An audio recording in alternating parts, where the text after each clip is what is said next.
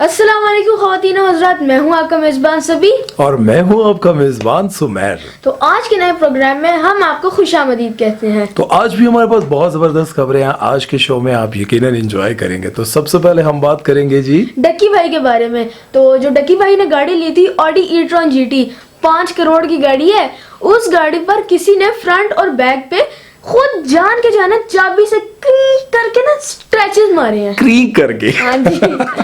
اچھا دیکھیں جی، یہ بات یہ ہے کہ 5 کروڑ روپیہ، آپ ذرا امیجن کریں کہ 5 کروڑ کمانے میں کتنے سال لگ جاتے ہیں۔ اس بیچارے نے بڑی محنت کر کے 5 کروڑ روپے کی گاڑی لی اور کسی ہیٹر نے جو ہے وہ چابی کے ساتھ اس پہ اسکریچ ڈال دیے۔ کبھی سوچا ہے آپ نے یار، آپ کی جو 70 ہوگی جو کہ 45-40 ہزار روپے کی ہوگی، اس کے اوپر اگر کوئی ہلکا سا کسی نے آ کر ایسے ٹھک بھی کیا ہو نا تو آپ نیچے اتر کر لڑنے لگ جاتے ہو۔ اس کی جو 25 روپے کی دمچی ہوتی ہے نا، جو دمچی کہتے ہیں نا اس کو، وہ جو بمپر کے ساتھ موٹر گارڈ کے ساتھ لگی ہوتی ہے، اس پر بھی کوئی آ کر ذرا سا مار دینا تو آپ نیچے اتر کر لڑنے لگ جاتے ہو۔ تو یار 5 کروڑ روپے کی گاڑی پر آپ اسکریچ ڈال دیتے ہو تو بڑی بری بات ہے یار۔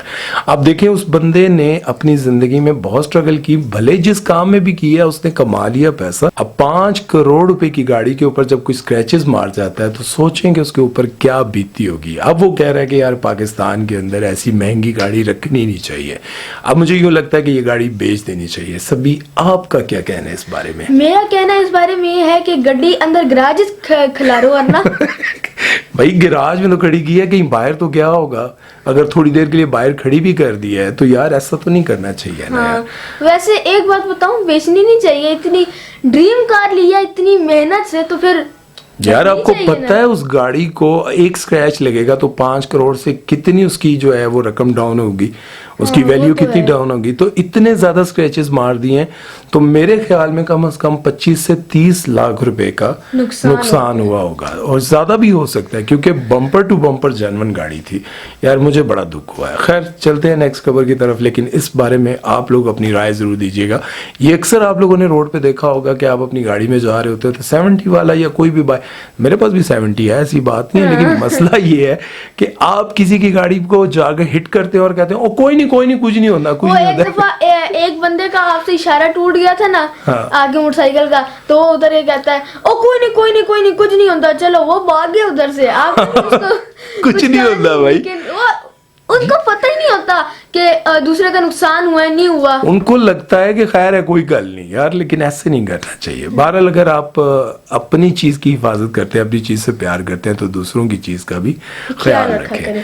تو نیکسٹ خبر کی طرف چلیں گے اور بات کریں گے جی شاہد انور کے بارے میں۔ ہائے ہائے غریب تم ادھر کیا کر رہے ہو غریب ہو؟ چلو غریب تو ہوگا، میں نہیں، میں شاہد انور کا دوست ہوں۔ اچھا خبر بتاؤ بھائی، شاہد انور نے کیا؟ غریب ہو، خبر یہ ہے کہ شاہد انور کے ساتھ جو ہے نا شامیر عباس کا لڑائی ہوئی ہے۔ تو ہوا یہ ہے کہ شامیر عباس نے جو ہے نا کہا ہے کہ اگر شاہد انور اصلی میں اتنا امیر ہے نا، دوسروں کو غریب کہتا ہے، تو اس کے ماں باپ ابھی تک سوات کیوں رہتے ہیں، امریکہ کیوں نہیں آتے؟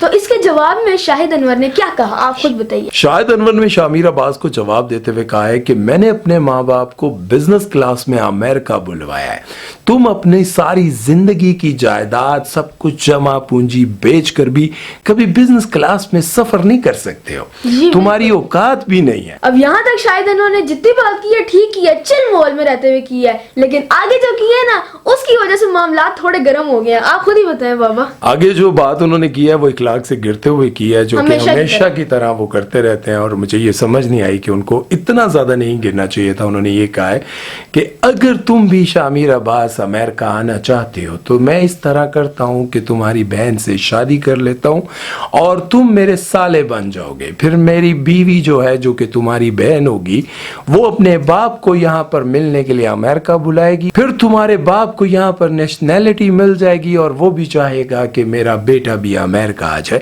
وہ بھی سپانسر کرے گا تو پھر تم بھی یہاں آ جاؤ گے۔ اب یہ بات ذرا دیکھیں، بہت زیادہ اخلاق سے گری ہوئی انہوں نے کر دی کہ یار دیکھیں پہلے تو شامیر عباس کو روسٹ کرتے ہوئے پہلے ان سے اجازت لے لینی چاہیے تھی، لیکن اگر انہوں نے روسٹ کر دیا، ایکسپوز کر دیا، لیکن شامیر عباس عباس کو اس طرح کا جواب دیتا مجھے نہیں لگتا کہ یہ مناسب بات ہے کہ اگر میں تمہاری بہن سے شادی کر لوں.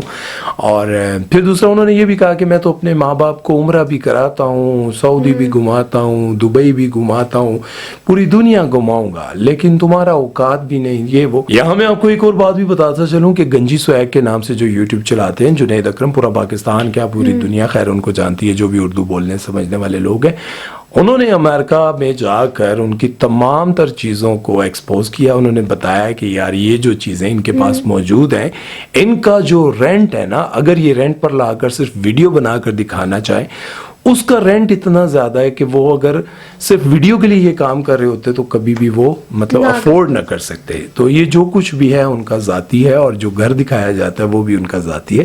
اس لیے شاہد انور جو کچھ بھی ہیں وہ ریئل ہیں, فیک نہیں ہے. خیر دونوں کے بارے میں رائے آپ نے اپنی ضرور دینی ہے کمنٹ سیکشن میں. چلتے ہیں نیکسٹ خبر کی طرف اور بات کرتے ہیں فرحان سعید کے بارے میں. تو فرحان سعید نے ایک کانسرٹ کیا تھا, اور کانسرٹ کے دوران جو ہے نا وہ آڈینس کے ساتھ کانسرٹ کے دوران وہ آڈینس کے بہت کلوز چلے گئے اور ان کے ساروں کے اوپر مائک کیا, تو ایک بندے نے جو ہے نا اوپر سے فرحان سعید کی گلاسز ایسے اتار لی تھی, اور آگے سے فرحان سعید نے بتاؤں کیا ریاکشن کیا, بڑے جو ہے نا ٹھنڈے ماحول میں ایسے کیا کہ چڑ تیرے بوتھے تے لاوا نا تن سمجھ آ جائے. اچھا ویسے ایک آپ کو بتاؤں کہ یہ جو سنگرز ہوتے ہیں یا پھر بہت زیادہ موٹیویشنل اسپیکر ہوتے ہیں, یہ آڈینس میں چلے جاتے ہیں, لیکن وہاں جانے کے بعد ان کو پتہ چلتا ہے کہ میں بڑی بڑی غلطی کر دی تھی. لیکن گاتے گاتے نا میرے ایک دوست ہے نا, وہ کہتے تھے کہ یار تم ہوسٹ نہ بنو, سنگر بنو. سنگر بننے کا مزہ ہی الگ ہے جب آڈینس آپ کے سامنے بیٹھی ہوتی ہے اور آپ کہتے ہیں آر یو ریڈی. وہ بہت موٹا تھا نا, بہت موٹا تھا وہ بندہ نا, اس کا پیٹ ایسے صحیح. اچھا کہتا ہے آپ جب بھی نا, ہاں بالکل اس سے بھی زیادہ تھا بھائی. خان بابا 2.0 اور نہیں, خان بابا کی طرح نہیں تھا وہ, بالکل جیلی کی طرح تھا. سنو تو کہتا ہے کہ اگر تم سنگر بن جاؤ نا تو لڑکیوں کے بیچ میں جا کر کہو گے are you ready, are you with me, let's go ڈن ڈن ڈن. تو وہ روڈ پہ تھا نا تو اس کا پیٹ یوں یوں شکری دو. تو بہت مزیدار سین تھا, اور آج تک مجھے یاد آتا ہے. وہ ابھی کہتا ہے کہ اگر تم ہوسٹ بننے کے بجائے تم سنگر بن جاتے تو کہتے آر یو ریڈی, تو مجھے وہ وقت یاد آتا ہے. ڈم ڈم ڈم ڈم. تو خیر فرحان سعید کے ساتھ جو ہے وہ تھوڑا پرینک ہو گیا, اور وہ گلاسز لے کر وقتی تو غائب ہو گیا, لیکن بعد میں انہوں نے اس کی گلاسز واپس کر دی. نہیں واپس کر دی یار. تو خیر آپ لوگوں نے بھی کبھی کانسرٹ دیکھا, اور آپ نے کبھی کسی کی ٹوپی, کوئی گلاسز, شرٹ, بنیان اور جو موزے 10 دن کے پہنے ہوئے گوچی کے موزے, وہ اتار کے اگر آپ بھاگے ہیں تو کمنٹ سیکشن میں ضرور لکھے گا. تو چلتے ہیں نیکسٹ خبر کی طرف اور بات کرتے ہیں ندا یاسر کے بارے میں. ہاں ندا یاسر نے ایک بہت بڑا الزام لگایا ہے جی. کس کے اوپر؟ وقار زکا کے اوپر. ہوئے وقار زکا کے اوپر انہوں نے الزام یہ لگایا کہ وقار زکا نے میں نا مارننگ شو بند کروانے کے لیے بہت کوششیں کی.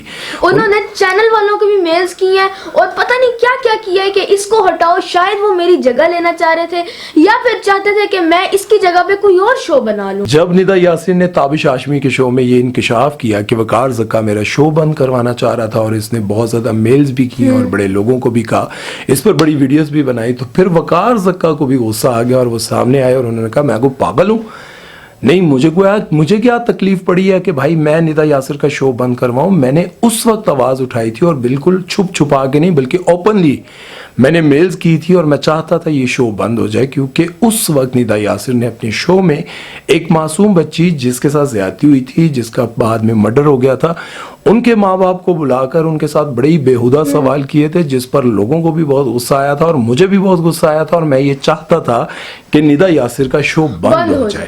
خیر آپ لوگوں کو بھی پتا ہے کہ ندا یاسر مارننگ شو جب سے کر رہی ہیں اس دوران کئی بار ان پر بہت زیادہ ان کو کرٹیسائز بھی کیا گیا, ان پر بہت زیادہ کنٹروورسیز بھی بنتی رہی, اور بہت ساری انہوں نے عجیب و غریب حرکتیں بھی کی. شبیر جان والا بھی آپ لوگوں کو واقعہ یاد ہوگا, جب شبیر جان کو انہوں نے اپنے شو میں بلایا تھا اور ایک عجیب سا ڈرامہ رچایا تھا, تو بعد میں پتا چلا تھا کہ یہ جو لڑائی تھی شبیر جان والی یہ بھی فیک تھی, یہ ساری لڑائی بھی فیک تھی, اور یہ سارا پبلسٹی اسٹنٹ تھا, اور سارا اسکرپٹڈ تھا, سب کچھ اسکرپٹڈ تھا. لیکن بعد میں پتا چلا وہ بھی شبیر جان نے خود آ کر ایک شو میں بتایا تھا, بلکہ نادر علی کے شو میں بتایا تھا.